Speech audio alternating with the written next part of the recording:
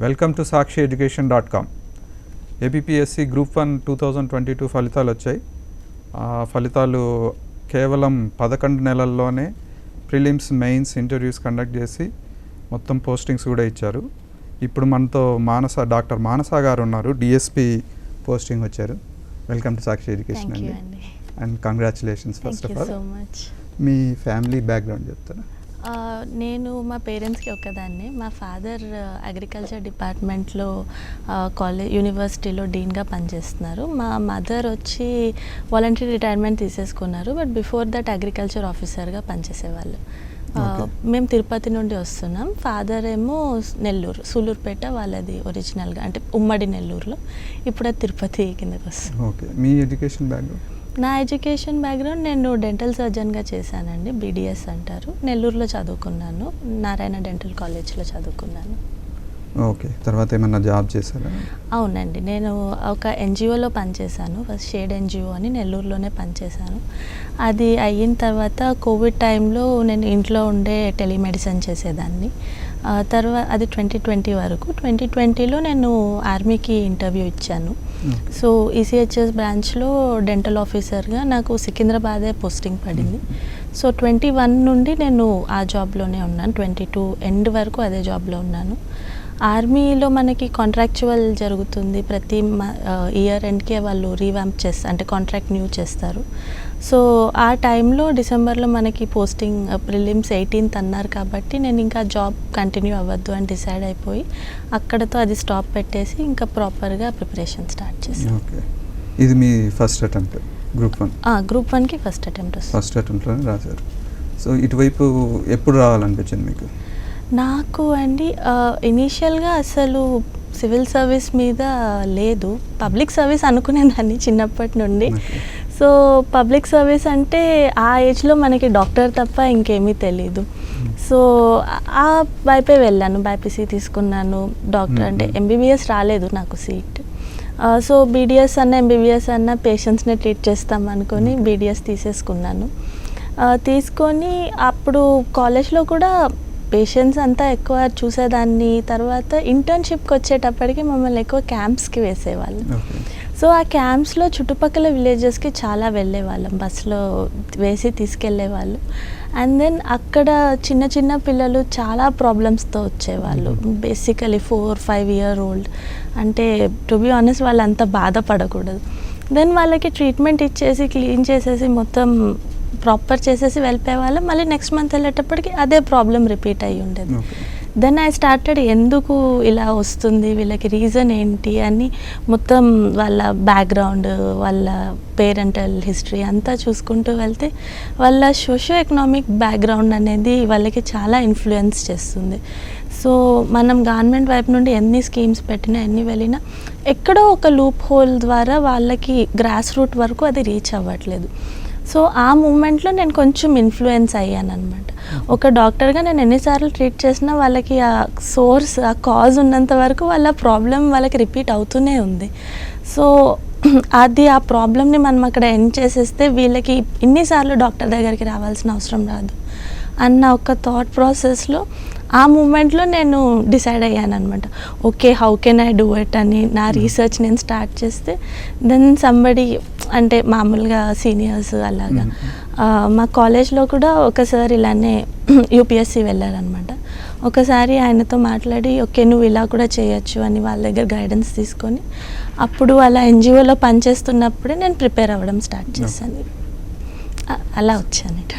Okay okay, అంటే మీరు first civils రాశారు? సివిల్స్ రాశాను సార్. ఓకే, సివిల్స్ రాసి తర్వాత ఇప్పుడు గ్రూప్ 1 వైపు వచ్చారు. Yes sir. అంటే మీకు ఎవరన్నా ఇన్స్పైరింగ్గా ఏమన్నా స్టోరీస్ చదివారా లేకపోతే? లేదు సార్, నా ఇన్స్పిరేషన్ అయితే ప్రాపర్ పీపులే సార్. ఒకరిని చూసి అయితే నేను ఈ ఫీల్డ్లోకి రాలేదు. అండ్ కొంచెం టైం తీసుకున్నాను, రీసెర్చ్ చేయడానికి టైం తీసుకున్నాను. లైక్ మై ఎంటైర్ ఇంటర్న్షిప్ ఆ 1 year నేను రీసెర్చ్ చేస్తూనే ఉన్నాను. బికాజ్ ఒక డాక్టర్గా యూజువల్లీ ఎవరు సజెస్ట్ చేయరు, అది మీకు ఆల్రెడీ అంత స్ట్రాంగ్ బ్యాక్గ్రౌండ్ ఉంది, మళ్ళీ ఎందుకు యూపీఎస్సీ, ఎందుకు కాంపిటీషన్ ఎక్కువ ఉంటుంది, ఛాన్సెస్ చాలా తక్కువ ఉంటుంది, ప్రెడిక్టబిలిటీ కష్టం, ఇలా చాలా చెప్పి కొంచెం చెప్తారు వద్దు మీరు పీజీ చేసేసుకోండి డైరెక్ట్ వెళ్ళిపోండి అని చెప్తారు. బట్ కొంచెం ఒప్పించడానికి టైం పట్టింది, కానీ ఒప్పించి తీసుకున్నాను. అన్ఫార్చునేట్లీ నేను చేరిన కోచింగ్ నాకు అంత నచ్చకపోవడం వల్ల నేను ఆపేసి ఇంకా నాదే సెల్ఫ్ ప్రిపరేషన్ స్టార్ట్ చేశాను. 2 అటెంప్ట్స్ అవ్వలేదు, ప్లస్ అదే టైంకి కోవిడ్ వచ్చేసింది. సో ఇంకా టెలిమెడిసిన్ స్టార్ట్ చేసేసి మా ఏరియాలో అంతా నేను చూసేదాన్ని, ఫ్రీ ఆఫ్ కాస్ట్ చేసేదాన్ని అనమాట కోవిడ్ టైంలో.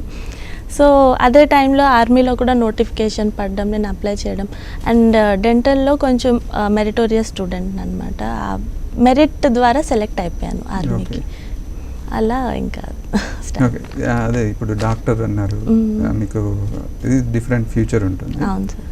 మీ ఫ్యామిలీ సపోర్ట్ ఎలా ఉంది? ఇప్పుడు మీరు గ్రూప్ 1 రాస్తాను అలా సార్ ఇనీషియల్గా వాళ్ళకి ఇట్ వాజ్ ఏ హార్డ్ పిల్ తీసుకునేదానికి, బికాస్ ఫర్ దెమ్ డాక్టర్ అంటే ఓకే డాక్టర్ అయ్యామా, ఇంకో డాక్టర్కి పెళ్లి చేసామా, పిల్లలు పుడితే వాళ్ళని డాక్టర్స్ చేసామా అన్నట్టు ఉంటారు. అంటే పేరెంట్స్ అనే కాదు, బట్ జనరల్ సెటప్, దానివల్ల పేరెంట్స్ కూడా కొంచెం ఇన్ఫ్లుయెన్స్ అయ్యేవాళ్ళు. కొంచెం టైం తీసుకున్నారు, కానీ తర్వాత చాలా సపోర్ట్ చేశారు. ఓకే, ఇప్పుడు గ్రూప్ 1 అంటే ఇట్స్ 3 ఎగ్జామ్స్ అనమాట, ప్రిలిమ్స్, మెయిన్స్, ఇంటర్వ్యూస్ ఉన్నాయి కదా. డిఫరెంట్ స్ట్రాటజీస్ ఫాలో అయ్యి ఉండాలి. ప్రిలిమ్స్కి ఎలా ఫాలో అయ్యారు? ఏమేమి స్ట్రాటజీస్? సార్ ఆనెస్ట్లీ స్పీకింగ్ నేను ఒక స్ట్రాటజీ అనుకోలేదు సార్ ప్రిలిమ్స్కి, బికాజ్ నోటిఫికేషన్ పడిన టైంకి ఎగ్జామ్కి హార్డ్లీ 1 month ఉండింది, and I was proper working అనమాట. And I used to head my dental department ఆర్మీలో ఉన్నప్పుడు. అన్ఫార్చునేట్లీ అదే టైంకి నాకున్న అసిస్టెంట్స్ కానీ ఎవరు లేకపోవడం వల్ల వర్క్ అంతా నా మీద ఒక్కటే ఉండేదన్నమాట. So I used to take OP నేనే, రిజిస్ట్రేషన్ నేనే, ట్రీట్మెంట్ నేనే, వాళ్ళని మెడిసిన్స్ ఇచ్చి పంపించేది నేనే. సో ద హోల్ డెంటల్ అంటే ఒక డాక్టర్ దగ్గర ప్రాసెస్ అంతా నేనే చేసేదాన్ని. So it use to be very heavy. ఈ ప్రాసెస్లో ఆ జాబ్ చేసి వచ్చేటప్పటికి ఫిజికల్గా స్ట్రెయిన్ అయిపోయేదాన్ని. సో ఒక స్ట్రాటజీ అనుకొని ఇలా చేయాలి అని లేదు, టైం దొరికితే చదివేదాన్ని అంతే. సో 5 o'clock 5:30 అయిపోయేది నేను హాస్పిటల్ నుండి రిటర్న్ అయ్యేటప్పటికి. సో కొంచెం ఫ్రెష్ అప్ అయ్యి ఫుడ్ అది తిని ఇంకా అప్పటి నుండి కూర్చునేదాన్ని. And since I'm not a morning person, night చదివేసేదాన్ని. అండ్ మాకు జాబ్ చాలా ఎర్లీగా స్టార్ట్ అయిపోయింది. 8 o'clock we have to be there, అది బయోమెట్రిక్ కొంచెం స్ట్రిక్ట్ ఉండేదన్నమాట. So in such cases night ఒక్కటే చదువుకునేదాన్ని 12-1 వరకు. కొంచెం స్లీప్ సాక్రిఫైస్ చేసేదాన్ని ఆ స్టడీ కోసం. బట్ యాజ్ సచ్ స్ట్రాటజీ అంటూ ఫాలో అవ్వలేదు. మెయిన్ కొంచెం యూపీఎస్సీ ప్రీవియస్గా చదివున్నాను కాబట్టి లక్కీలీ నాకు అదేది కొత్త ఇదిలాగా అనిపించలేదు. So all I did was test series. Morning నుండి అంటే ఏదైతే టైం దొరికిందో, ఎక్కడ టైం దొరికినా క్వశ్చన్స్ సాల్వ్ చేస్తూ ఉండేదాన్ని. ఎన్ని క్వశ్చన్స్ దొరికితే అన్ని క్వశ్చన్స్ డిఫరెంట్ ఇన్స్టిట్యూట్స్ నుండి పికప్ చేసుకున్నాను. ఒక మదర్ ఇన్స్టిట్యూట్ పెట్టుకున్నాను. సో వాళ్ళవి టెస్ట్ సిరీస్ చేస్తూనే ఉండేదాన్ని. అదొక్కటే చేశాను సార్, స్ట్రాటజీ అనను, but due to time constraints అది తప్ప ఇంకేది చేయలేకపోయాను. ఓకే, ప్రిలిమ్స్ మొత్తం టెస్ట్ సిరీస్ మీద డిపెండ్ అయ్యాను. అంటే నో స్పెసిఫిక్ రెఫరెన్స్ బుక్స్ కానీ అట్లా, అంటే హిస్టరీ ఉంటుంది కదా, పాలిటీ తక్కువ సార్. గివెన్ ద టైం నేను ప్రిలిమ్స్కి టెస్ట్ సిరీస్ మీదే డిపెండ్ అయ్యాను. మేబీ ఎక్కడన్నా నాకు టెస్ట్ సిరీస్లో ఓకే ఈ క్వశ్చన్ డౌట్ఫుల్గా ఉంది, నేను ఒక ఆప్షన్ పెట్టి వాళ్ళు వేరే ఆన్సర్ ఇచ్చారు అంటే చెక్ చేయడానికి, మనం కరెక్టా వాళ్ళు కరెక్ట్ అనడానికి రెఫరెన్స్ బుక్స్ బ్యాక్ వెళ్ళేదాన్ని. కానీ యాజ్ సచ్ టైం కన్స్ట్రెంట్ వల్ల మన స్టాండర్డ్ బుక్స్ అంతా రెఫర్ చేయలేదు సార్. కొంచెం మ్యాథ్స్ మీద ఎక్కువ ఫోకస్ పెట్టాల్సి వచ్చేది. బైపీసీ స్టూడెంట్ కాబట్టి కొంచెం మ్యాథ్స్ వీక్ ఉండేదాన్ని. ఒక్కదానికోసం మ్యాథ్స్కి వరకు ఒక బుక్ పెట్టుకొని ఆ ఫార్ములే అవన్నీ ప్రిపేర్ అవ్వడానికి మ్యాథ్స్కి ఒకటి మాత్రం ఒక స్టాండర్డ్ బుక్ పెట్టుకున్నాను. మిగిలినవన్నీ ఐ వాజ్ మొత్తం టెస్ట్ సిరీస్. అంటే difficult part is current affairs కదండి. కరెంట్ అఫైర్స్ని ఎలా ఫాలో అయ్యారు? అంటే మీరు మొత్తం జాబ్ చేసుకుంటూ? నాకు ఎంత లేదన్నా న్యూస్ పేపర్ చదవడం అలవాటు సార్. అంటే అదేదో చదవాలి అన్నట్టు కాదు, but I'm generally a curious person. Like ఎవరితో అన్న కొంచెం మాటలు ఎక్కువ అలవాటు అనమాట. So current affairs is a good way to break the ice, ఎవరితో అన్న మాట్లాడాలి అంటే. సో ఆ కాన్సెప్ట్లో నేను ఎక్కువ న్యూస్ పేపర్ చదివేదాన్ని అనమాట. ఎవరన్నా వచ్చి, ప్లస్ ఆర్మీ పీపుల్ ఎలా ఉంటారంటే దే వెరీ స్టాయిక్ ఉంటారు. మనం వాళ్ళని కొంచెం ఈజ్ చేయాలి అంటే కొంచెం న్యూస్ పేపర్ అలవాటు ఉండేది sir. So current affairs as such నాకు అంత డిఫికల్ట్గా అనిపించలేదు. నేను చాలా స్ట్రగుల్ అయిన పార్ట్ అయితే మ్యాథ్స్. అండ్ 60 మార్క్స్ ఉంటుంది సార్ ప్రిలిమ్స్లో. యూపీఎస్సీ లాగా క్వాలిఫైయింగ్ పేపర్ కాదు, యూ నీడ్ టు స్కోర్. ఏపీఎస్సీలో మనం రిస్క్ తీసుకోలేం. అండ్ 60 క్వశ్చన్స్ మనకి మ్యాథ్ రిలేటెడ్ పడింది అంటే అది చాలా ఫోకస్ చేయాల్సిన ఏరియా. అండ్ కరెంట్ అఫైర్స్ మనం ఎంత లేదనుకున్నా మనకి కంపైలేషన్స్ దొరుకుతాయి సార్. బికాస్ ప్రిలిమ్స్లో ఏంటంటే మనకి మన ఒరిజినాలిటీ అవసరం లేదు, 4 ఆప్షన్స్ ఉంటాయి, అందులో you have to pick an answer. కాబట్టి ప్రిలిమ్స్కి వచ్చేటప్పటికి అంత ఫోకస్డ్గా చదవాల్సిన అవసరం లేదు, కంపైలేషన్స్ మీద డిపెండ్ అయిపోతే సరిపోతుంది. మరి మ్యాథ్ ఎలా చేశారు? చేసేదాన్ని, కష్టపడేదాన్ని సార్. ప్రతి క్వశ్చన్ తప్పు వచ్చేది, ఒక 6 times 7 times చేసిన తర్వాత 8th time కరెక్ట్ వచ్చేది. అలాగా కష్టపడ్డాము, but it's all worth it now. Okay okay. ఇప్పుడు ప్రిలిమ్స్ మెయిన్స్ ఉంది, ప్రిలిమ్స్ రాసేటప్పుడు ఎప్పుడైనా మెయిన్స్ గురించి ఆలోచించారా? ప్రిలిమ్స్ వస్తే ఆలోచిద్దాం అనుకున్నాను సార్. అంటే అంత చెప్పాను కదా, టైం వల్ల, జాబ్ వల్ల అండ్ పేషెన్స్ రోజంతా కాల్ చేస్తూనే ఉంటారు. ఇట్స్ నాట్ లైక్ ఆ మూమెంట్లోనే నేను బిజీ అని కాదు, సమ్ ఎమర్జెన్సీ వస్తుంది, పెయిన్ అంటారు, ఇదిలో ప్రిలిమ్స్ అయితే చాలా అనుకున్నాను సార్ ఆ మూమెంట్లో, ఆ టైం కన్స్టెంట్లో. ప్లస్ అంత ప్రిపేర్ కూడా అవ్వలేదు, అంటే అయినంత వరకు క్వాలిటీగా చదివేదాన్ని. కానీ అక్కడ హాస్టల్లో అందరినీ చూస్తే పొద్దున్న నుండి సాయంత్రం వరకు నాన్ స్టాప్ చదువుతూనే ఉంటారు. నేనేమో ట్రావెల్, ఆఫీస్, ఇంకా మాకైతే అడ్మిన్ వర్క్ కూడా ఉండేది అపార్ట్ ఫ్రమ్ ట్రీట్మెంట్ వర్క్. మొత్తం రికార్డ్స్ అన్నీ కూడా మేమే మెయింటైన్ చేయాల్సి వచ్చేది అనమాట. అంటే ఎక్స్పెండిచర్ అన్నీ మేమే చూసుకోవాల్సి వచ్చేది. సో ఇంత వర్క్లో అది అయితే చాలు, అది అయిపోయిన తర్వాత మెయిన్స్ చూసుకుందాం అనుకున్నాను. సో అదే టైంలో ఇంకా అవ్వట్లేదు అనగా December 10th ఆ టైంకి వచ్చేటప్పటికి నేను ఇంకా ఆఫీస్ వెళ్ళడం ఆపేసాను. సో 18th ఎగ్జామ్ అన్నారు. అదే టైంకి కొంచెం దేవుడు కరుణ వల్ల కొంచెం పోస్ట్పోన్ అయింది ఎగ్జామ్, ఒక 3-4 weeks యాడ్ అయ్యింది. Jan 8th 2 weeks యాడ్ అయ్యింది. బట్ స్టిల్ నాకు ప్రతి moment I felt it was very important. ఒక్క మినిట్ కూడా వేస్ట్ చేసే టైం లేదు ఆ టైంలో.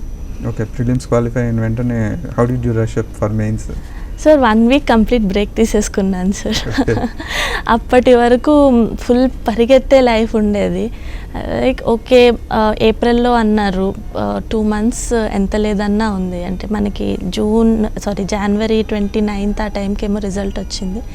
2 months సాలిడ్గా టైం ఉంది అనేటప్పటికి కొంచెం రిలాక్స్ అయ్యాను. ఒక 1 week ప్రాపర్గా బుక్స్ ఏం పట్టుకోలేదు, మా పేరెంట్స్ దగ్గరికి వెళ్ళిపోయాను. అలా చాలా రిలాక్స్ అయ్యి తర్వాత మళ్ళీ ఆ ఏరియాకి వెళ్ళాను. అగైన్ అక్కడ కూడా మళ్ళీ కోచింగ్ అది ఇది అన్నారు. Then I felt like coaching కొంచెం ఎంత లేదన్నా ఆ టైంలో కోచింగ్ తీసుకోవడం నా మనస్తత్వానికి టైం వేస్ట్ అనిపించింది. బికాస్ కోచింగ్కి మనం రెడీ అయ్యి వెళ్ళి అక్కడ ఒక 2-3 hours కూర్చొని బ్యాక్ వచ్చేటప్పటికి అలసిపోతాం ఎంత లేదన్నా. సో ఆ మూమెంట్లో I thought okay, instead of that నేను డైరెక్ట్గా టెస్ట్ సిరీస్ తీసేసుకోవడం బెటర్ అనిపించింది.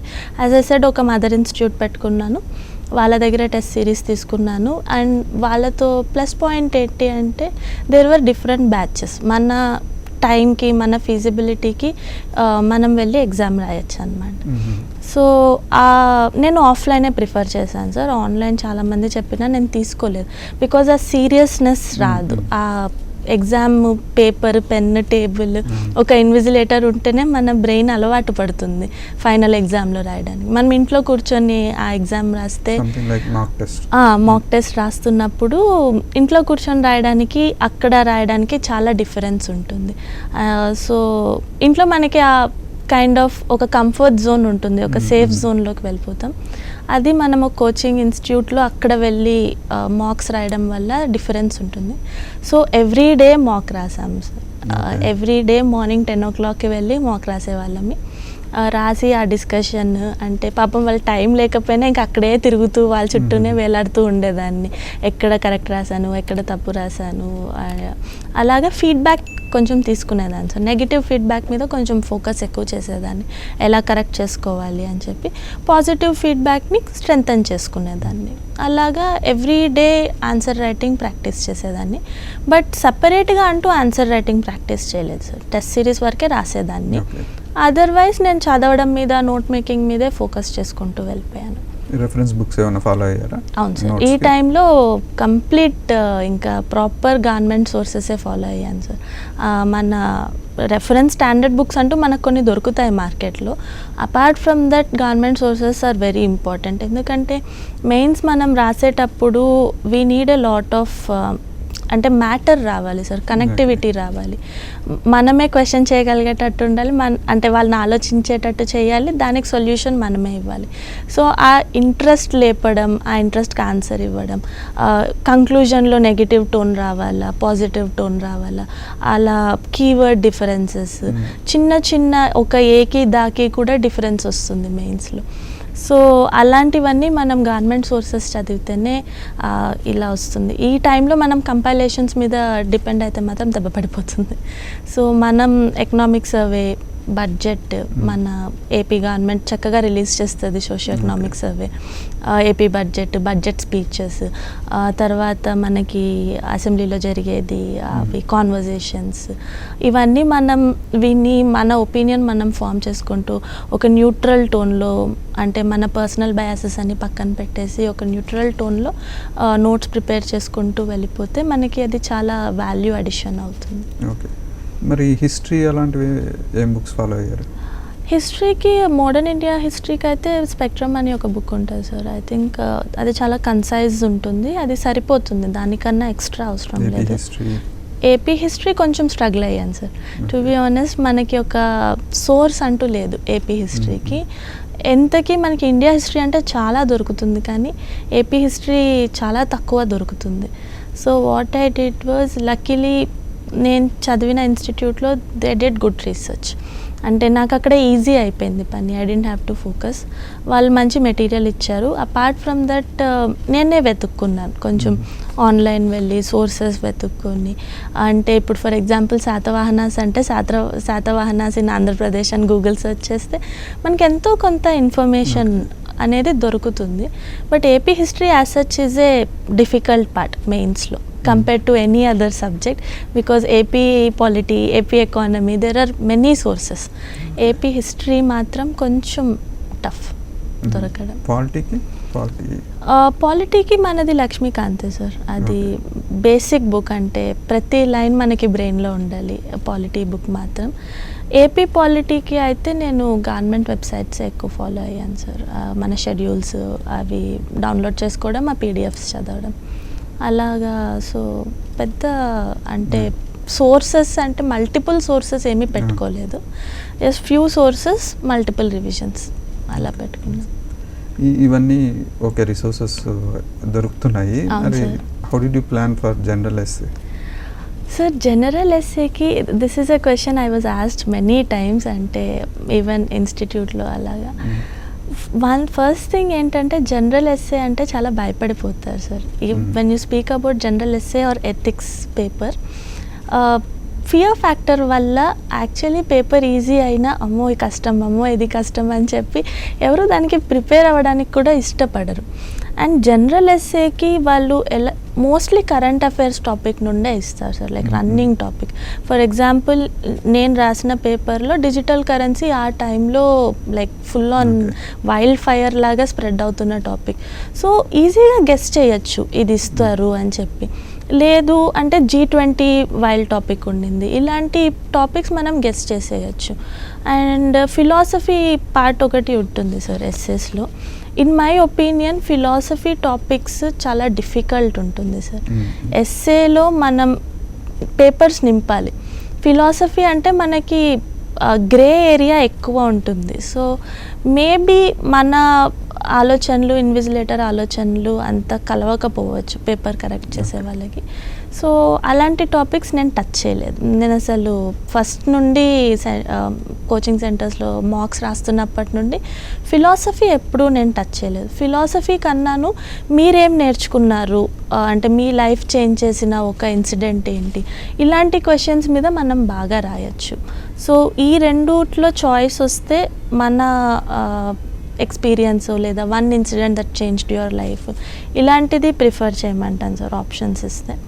And current affair topics are always better, GS లాగా రాసి. అండ్ ఇది కూడా మనకి ఎస్సేలో కన్స్ట్రక్షన్ చాలా ఇంపార్టెంట్ సార్, ఏది అని దానికి నేను మన ప్రియాంబుల్నే లైన్ తీసుకోమంటాను సార్, లైక్ బ్లూ ప్రింట్గా.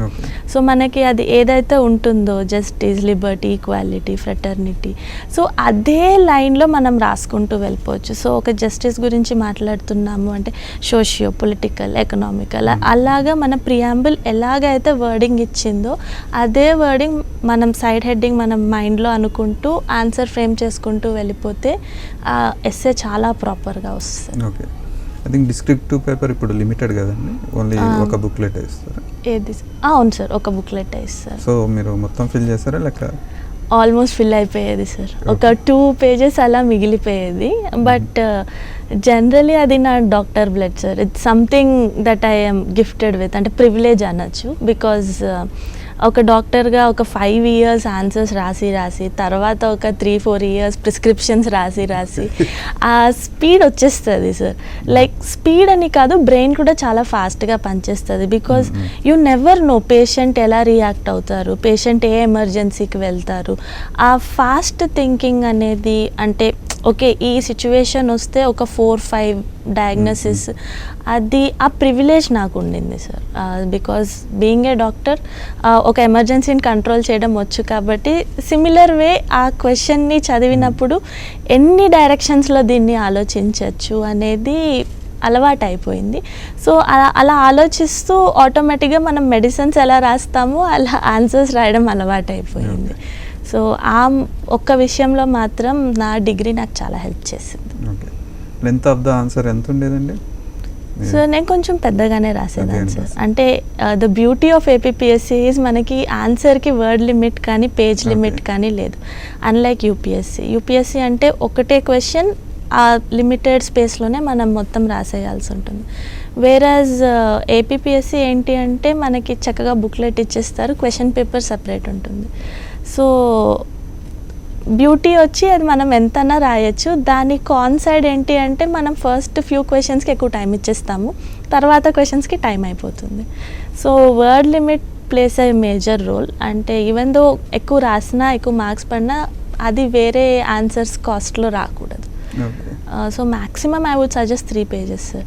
So one thing I struggled with is word limit. నేను ఎక్కువ రాసేస్తాను because I used to study big books కాబట్టి ఎక్కువ ఇన్ఫర్మేషన్ ఉండిపోయేది, ఎక్కువ రాసేసేదాన్ని. సో ఆ 2-3 months ప్రాక్టీస్ చేసి అది కన్సైజ్ చేయగలిగాను. బట్ అంటే ఇనీషియల్గా అయితే నేను 7 answers 8 answers కన్నా ఎక్కువ రాయలేకపోయేదాన్ని ఫస్ట్ మాక్ టెస్ట్లో. తర్వాత ఎండింగ్కి వచ్చేటప్పటికి 12-13 అలా రాయగలిగేదాన్ని అనమాట. బట్ వన్ థింగ్, అలా రాయలేనప్పుడు I made sure quality is very important. So నేను ఒక 10 answers రాసినా నాకు ఒక 60 marks వచ్చేది. అక్కడ టాపర్స్ వాళ్ళు 15 answers రాసినా వాళ్ళు 61-62 అలా 2-3 marks డిఫరెన్స్ వచ్చేది. ఈవెన్ దో నేను తక్కువ క్వశ్చన్స్ రాసినా వాళ్ళతో ఈక్వల్గా ఉండేదాన్ని.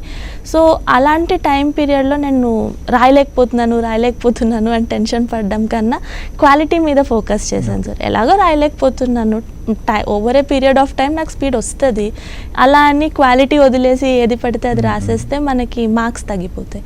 సో ఆ పీరియడ్లో ఆ టెన్షన్ పెట్టుకోకుండా నేను అటెంప్ట్ చేయలేను అని అనుకోకుండా క్వాలిటీ అనుకుంటూ వచ్చాను. ఆ 2-3 months గ్యాప్ ఉండడం వల్ల హెల్ప్ అయింది. బట్ కొంచెం ఎగ్జామ్కి ముందు నాకు కోవిడ్ రావడం వల్ల ఒక 1 month అటు ఇటు ఇబ్బంది అయ్యింది. But still I could pull it out. Okay, మీరు ఏది ప్రిఫర్ చేస్తారండి, అంటే పారాగ్రాఫ్సా లేకపోతే పాయింట్ వైజ్?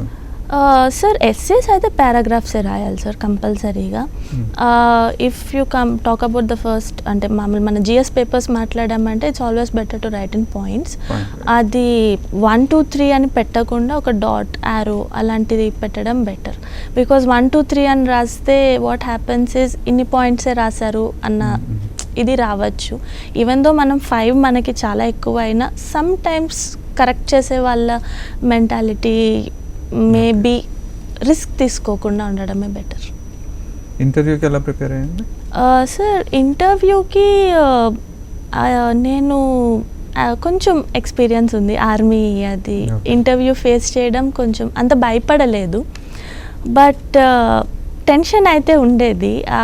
ఇంకొకటి ఏంటంటే బాడీ లాంగ్వేజ్ నేర్చుకోవడం కొంచెం కష్టమైంది. బికాజ్ నేను ఎలా అనుకునేదాన్ని అంటే ఒక డాక్టర్ దగ్గరకు వచ్చినప్పుడు పేషెంట్ భయపడకూడదు అని I used to be very talkative అనమాట. కూర్చోపెట్టి టైం ఇచ్చి ఓపిక్గా ఎక్స్ప్లెయిన్ చేసేదాన్ని అండ్ బాడీ లాంగ్వేజ్ ఫ్రెండ్లీగా ఉండేదన్నమాట. Then I was told that బ్యూరోక్రసీలోకి వచ్చినప్పుడు you should value your time. నువ్వు అంత టైం తీసుకోకూడదు, అంత patience is okay, but you need to start speaking in small sentences. అది కొంచెం నేర్చుకునేదానికి బాడీ లాంగ్వేజ్ వైజ్ కొంచెం ఇబ్బంది అనిపించింది. అంటే ఎగ్జైట్ అయిపోతాను, వచ్చిన క్వశ్చన్ తెలిసిన క్వశ్చన్ అడిగితే ఎగ్జైట్ అయిపోతాను, తెలియని క్వశ్చన్ అడిగినప్పుడు కిందకి చూడడము. సో ఒక కంటిన్యూస్గా ఫస్ట్ పాయింట్ నుండి ఇంటర్వ్యూ ఎండ్ అయ్యేంత వరకు ఆ ఒక్కటే బాడీ లాంగ్వేజ్ ఉండాలి అనేది కొంచెం నేర్చుకోవాల్సి వచ్చింది. మిర్రర్ ముందు కూర్చొని క్వశ్చన్స్, ఐబ్రో కంట్రోల్ కానీ స్మైల్ కానీ అలాంటివి కొంచెం నేర్చుకోవాల్సి వచ్చింది. సబ్జెక్ట్ వైజ్ అయితే కరెంట్ అఫైర్స్ మనకి ఏంటంటే సార్ మెయిన్స్ చదువుతున్నప్పుడు మనం ఒక 2 months ముందు కరెంట్ అఫైర్స్ ఆపేయచ్చు. ఫర్ ఎగ్జాంపుల్ మనకి జూన్లో జరిగింది అంటే ఏప్రిల్ వరకు కరెంట్ అఫైర్స్ చదివితే చాలు. ఇంటర్వ్యూకి వచ్చేటప్పటికి అది ఎగ్జాక్ట్ ఆపోజిట్ అయిపోతుంది. ఆ 2 months కరెంట్ అఫైర్స్ చాలా ఇంపార్టెంట్ అవుతుంది అండ్ బర్నింగ్ ఇష్యూస్ చాలా ఇంపార్టెంట్ అవుతుంది. అండ్ ఇంటర్వ్యూస్లో మోస్ట్లీ మన ఒపీనియన్స్ చూస్తారు, అంటే ఎంత న్యూట్రల్గా ఉంది ఈ అమ్మాయి అనేది ఎక్కువ చూస్తారు. బికాస్ బ్యూరోక్రసీకి you will have to work for different political parties. So ఆ పొలిటికల్ మోటివ్ ఉందా వీళ్ళకి, పొలిటికల్ విల్ ఉందా వీళ్ళకి అనేది చాలా టెస్ట్ చేస్తారు. ఎంత న్యూట్రల్గా ఉన్నారు వీళ్ళు అనేది చూస్తారు. సో మనం ఏది ఉన్నా అక్కడ చాలా డీసెంట్గా మాట్లాడాల్సి వస్తుంది. అండ్ మనం ఏది ఉన్నా కూడా అది కూడా కొంచెం మార్చుకోవాల్సి వస్తుంది ఈ ఫీల్డ్లోకి వస్తే. Because you are only abided to the constitution. అందులో ఏది ఉంటేనే మనం అది అలా ఫాలో అవ్వాలి. అలా ఇప్పుడు మాక్ ఇంటర్వ్యూస్ ఏమన్నా అటెండ్ అయ్యాను సార్. ఇనీషియల్లీ నేను కొంచెం చాలా వాటికి సైన్అప్ చేసేసాను. దెన్ ఐ వెంట్ టు ఒక్క సార్ నాకు చాలా నచ్చారు, ఇంకా మిగిలినవి వెళ్ళడం ఆపేశాను.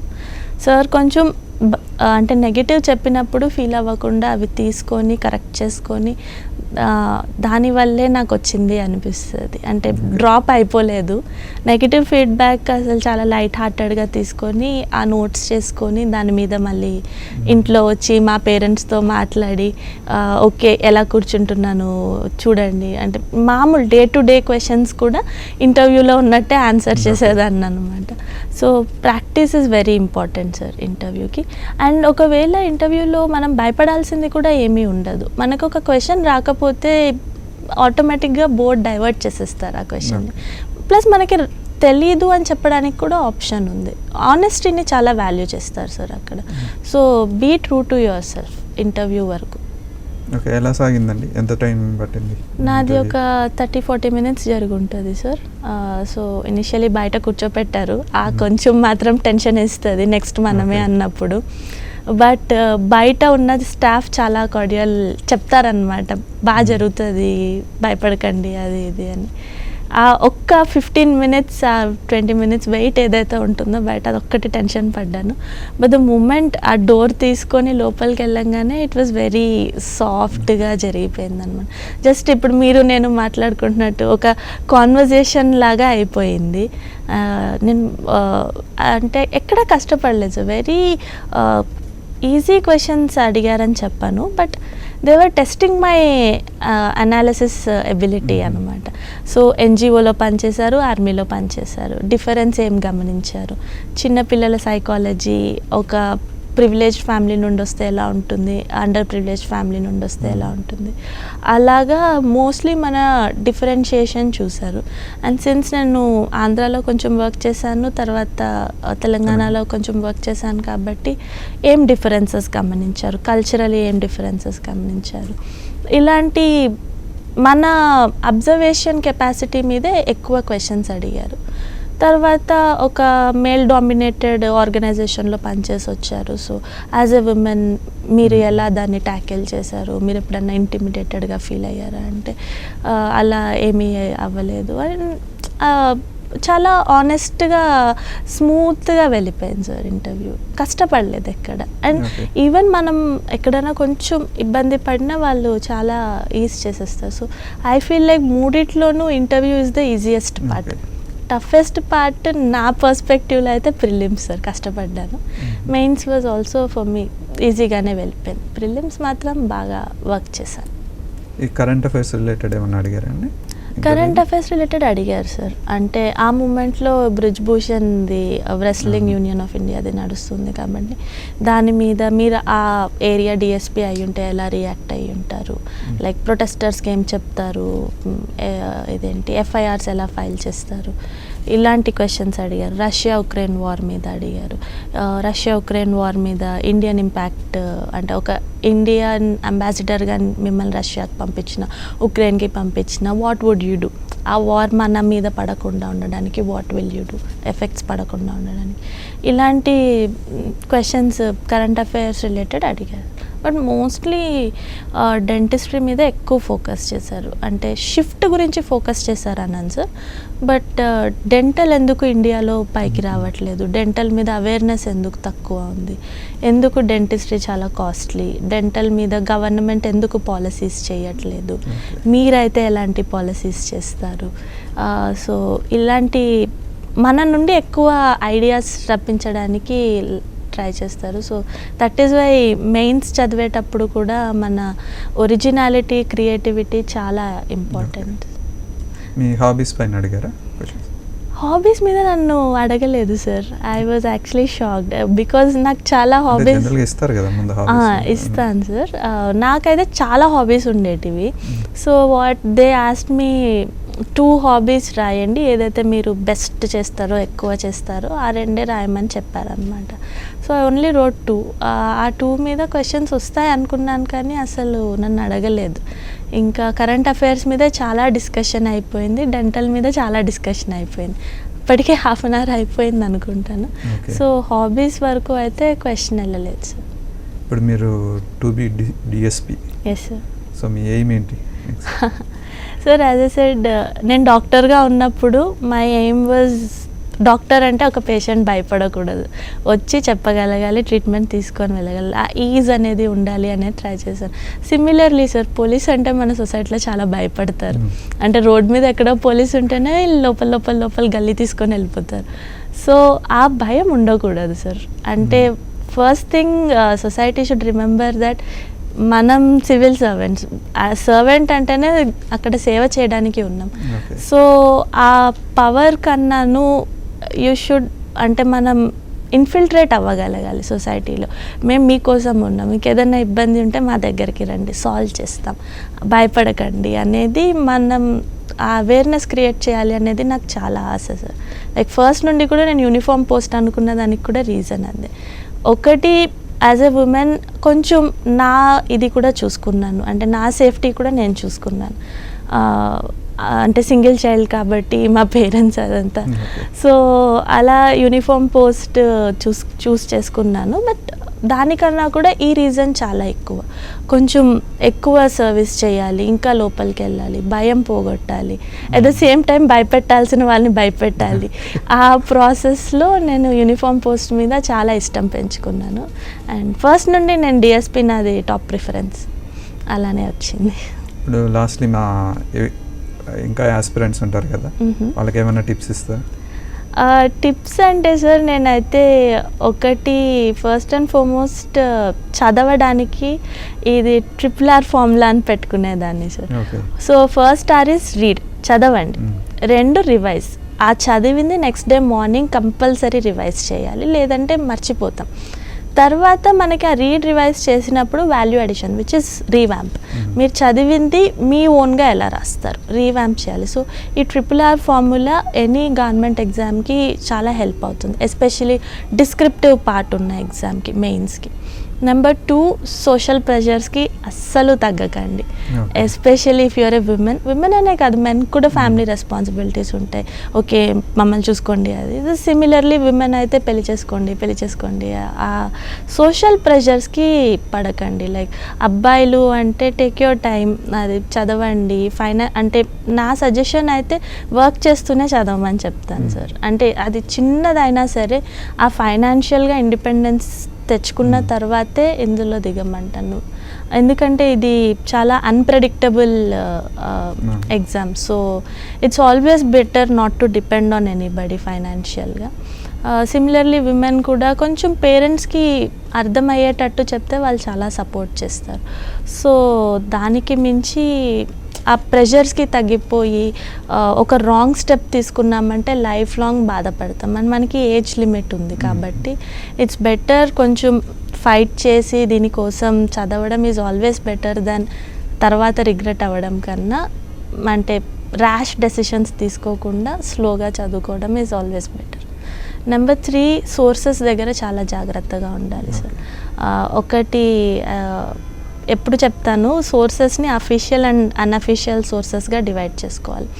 అఫీషియల్ సోర్సెస్ అంటే మనం ఎప్పుడు ఒక మెంటర్ని చూస్ చేసుకోవడం, ఒక మదర్ ఇన్స్టిట్యూట్ని చూస్ చేసుకోవడం, లేదా మనకి మార్కెట్లో దొరికే మెటీరియల్ చూస్ చేసుకోవడం, గవర్నమెంట్ వెబ్సైట్స్, గవర్నమెంట్ రిలీజ్ చేసే డేటా, ఇవన్నీ మనకు అఫీషియల్ సోర్సెస్ అవుతుంది అండ్ బ్లైండ్గా స్టిక్ అవ్వాల్సి ఉంటుంది.